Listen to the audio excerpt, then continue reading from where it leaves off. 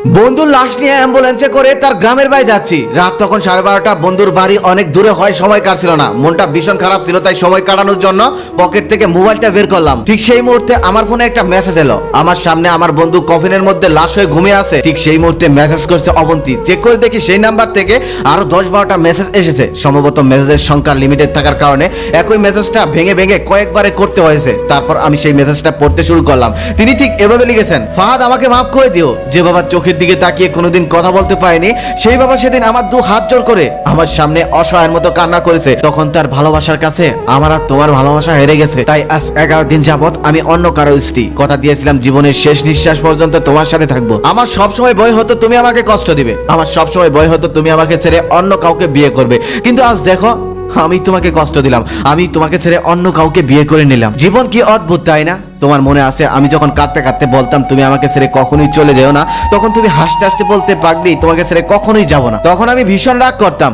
কারণ আমি তো তোমাকে পাগলের মতো ভালোবাসতাম। তুমি নেই এমন একটা পৃথিবী আমি কখনো কল্পনাও করতে পারিনি। অথচ আজ অন্য কেউ আমার স্বামী। প্রতিদিন তার সাথে ঘুমাতে হয়, ঘুম থেকে চোখ মেলে তার মুখটাই দেখতে হয়। মানুষের জীবনে এমন কেন হয়? যে যাকে চায় তাকে কেন পায় না? যে যাকে চায় তাকেই পেলে প্রকৃতির তাতে কি আসে যায়? প্রকৃতি কেন মানুষকে কাঁদায়? হুট করে আমার বিয়ে ঠিক হয়ে যায়, তাই আমি ইচ্ছে করে তোমার সাথে যোগাযোগ বন্ধ করে দিয়েছিলাম, নাম্বারটাও বন্ধ করে দিয়েছিলাম, এমনকি বিয়ের দিন ফেসবুক আইডিটাও ডিলিট করে দিয়েছিলাম। তুমি কষ্ট পেয়েছো তা আমি জানি। যার সঙ্গে সারাটা জীবন সুখে দুঃখে কাটাবো ভেবেছিলাম, তাকে অবশেষে আমি কষ্ট দিলাম। বিয়েটা পুরো পরিবারের ইচ্ছেতে হয়েছে, তাই সবাই অনেক খুশি।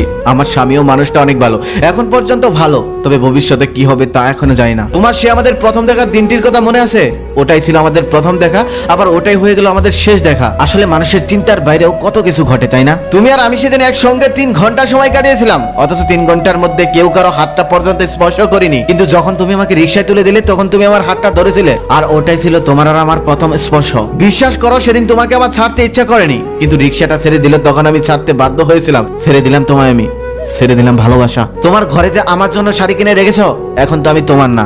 আচ্ছা, ওই শাড়িগুলোকে আমি পাবো? তোমার যখনই শাড়ি পছন্দ হতো তখনই তুমি আমার জন্য শাড়ি কিনে রাখতে। আমি বলেছিলাম বিয়ের পর সবগুলো একসঙ্গে দিও। আজ আমি বিবাহিত, কিন্তু স্বামী তুমি নও, এমন স্বপ্ন আমি কখনোই দেখিনি। তুমি নিজের পছন্দ মতো একটা মেয়েকে বিয়ে করে নিও, আর ওই সমস্ত শাড়িগুলো তাকে উপহার দিও। মেয়েরা শাড়ি পেলে কতটা খুশি হয় তা হয়তো তুমি জানো না। তোমার বউকে যখন শাড়িগুলো উপহার দিবে, তখনই তুমি হয়তো উপলব্ধি করতে পারবে। তোমার সাথে আমার অনলাইনে পরিচয় হয়েছিল, তাই সিদ্ধান্ত নিয়েছি জীবনে কখনোই আর অনলাইনে আসবো না। নাম্বারটাও ফেলে দেবো, আর জীবনে কখনোই আমাদের হয়তো কথা হবে না। তোমার কাছে আমার একটা অনুরোধ, জীবনে কখনো যদি চলার পথে দেখা হয়ে যায়, তাহলে অচেনা হয়ে চলে যেও, সামনে আসো না। নিজের যত্ন নিও, জীবন গুছিয়ে নিও।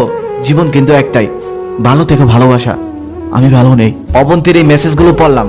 আমার সামনে চিরনিদ্রায় কফিনের মধ্যে ঘুমিয়ে আছে ফাহাদ। অবন্তী যখন পরপর 5 দিন ফাহাদের সাথে কোনো যোগাযোগ করেনি, তখন একদিন রাতে ফাহাদ অফিস থেকে এসে মোবাইলটা আছাড় দিয়ে ভেঙে ফেললো। ভাঙা মোবাইলটা তারপর আর অন হলো না। গুরুত্বপূর্ণ কল আসতে পারে, তাই ফাহাদ ওর সিমটা আমার ফোনে রেখেছিল। ফাহাদ সেদিন রাগ করে বলেছিল, অবন্তী যদি কল না দেয় তাহলে নতুন মোবাইল আর কিনবো না। অবন্তী যেদিন কল দিবে সেদিনই নতুন মোবাইল কিনবো। তার 2 দিন পর ফাহাদের প্রচন্ড জ্বর হয়। জ্বর হওয়ার পরের দিন ওকে হসপিটালে নিয়ে গেলাম। হসপিটালের ডক্টর দেখে বললো ওর ডেঙ্গু হয়েছে, তবে কোনো সমস্যা নেই। সেদিন ডক্টরের কথা বিশ্বাস করেছিলাম, তবে ডক্টর তো আর সবকিছু জানে না। যিনি জানে তিনি তো হলো সৃষ্টিকর্তা। তিনি ফাহাদের এই সামান্য জ্বরকেই মৃত্যুর ওসিলা করলেন। যেই ডক্টর বলেছিল চিন্তার কিছু নেই, আজকে সকালে সেই ডক্টরই ফাহাদকে মৃত্যু বলে ঘোষণা করেছে।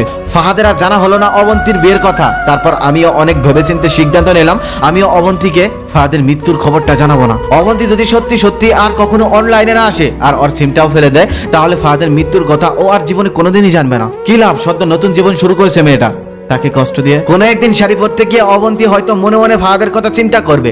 সে মনে মনে ভাববে ফাহাদের সেই শাড়িগুলো হয়তো ফাহাদের স্ত্রীকে গিফট করে দিয়েছে, আর সেই শাড়িগুলো পরে ফাহাদের স্ত্রী তার সামনে ঘোরাঘুরি করে। কিন্তু ফাহাদ যে নিজেই সাদা কাফন পরে কবরে চলে গেছে, এই খবরটা না হয় অবন্তীর নাই জানা থাক। আমি তখন ফাহাদের সিম থেকে অবন্তীর নাম্বারে একটা মেসেজ করলাম, আমার জন্য ভেবো না, স্বামীর সংসার নিয়ে ভালো থেকো। মনে রেখো, বিয়ের বন্ধন হচ্ছে পৃথিবীর সব থেকে বড় বন্ধন।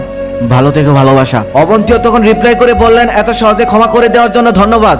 আর কখনো মেসেজ দিও না, ভালো থেকো, বিদায়, চিরবিদায়। তারপর মোবাইলটা পকেটে রাখলাম। এতক্ষণে ফাহাদের বাড়ি পর্যন্ত অ্যাম্বুলেন্স চলে এসেছে। কফিনে রাখা আমার বন্ধু ফাহাদকে নেওয়ার জন্য সবাই অপেক্ষা করছে। আমি তখন ফাহাদের কফিনটা স্পর্শ করে বললাম, তোর সঙ্গে আর কখনোই একই গাড়িতে চড়া হবে না। এটাই ছিল তোর আর আমার একই সঙ্গে শেষ ভ্রমণ। বিদায় বন্ধু, চিরবিদায়।